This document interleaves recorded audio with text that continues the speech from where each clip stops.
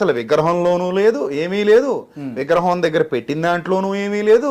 నీ మనస్సాక్షిలోనే అంతా ఉంది.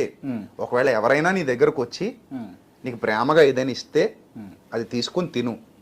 అయ్యో ఇది మా విగ్రహానికి అర్పించింది రా, మరి నువ్వు నమ్ముతున్నావా మా విగ్రహాన్ని, తింటావా నువ్వు అని అంటే వాడి మనస్సాక్షి నిమిత్తం, బలహీనుడైన వాడి మనస్సాక్షి నిమిత్తం నీ తినడం మానేస్తే మానే అన్నాడు. ఇప్పుడు బిలీఫ్ సిస్టమ్స్ ఎలా ఉంటాయంటే, శనివారం చాలా మంది చికెన్ మటన్ తినరు హిందువుల్లో కూడా. అది బిలీఫ్. అది ఆ రోజు బలవంతంగా నువ్వు చికెన్ తినాలి అని నేను పెడితే అది రైటా? కాదు కదా. ఆ మనసులో బిలీఫ్ పెట్టేసుకున్నాడు కదా. అలాగే స్వామి అయ్యప్ప మాల్లో ఉండగా, దీక్షలో ఉండగా కూడా చాలా మంది తినరు. వాళ్ళు దీక్ష పాటించినంత కాలం దూరంగా ఉంటారు. సో మనం బలవంత పెట్టకూడదు. అలాగే ఇక్కడ కూడా వాడికి ఆ పరిపక్వత రానంత వరకు ఇందులో ఏమీ లేదు, విగ్రహం ఒట్టిది, అది మనిషి తయారు చేసింది, మనమే ఆర్డర్ ఇచ్చి చేయించుకున్నాం, దాని ముందు పెట్టినంత మాత్రాన వేడి చల్లారద్ద తప్ప ఇందులో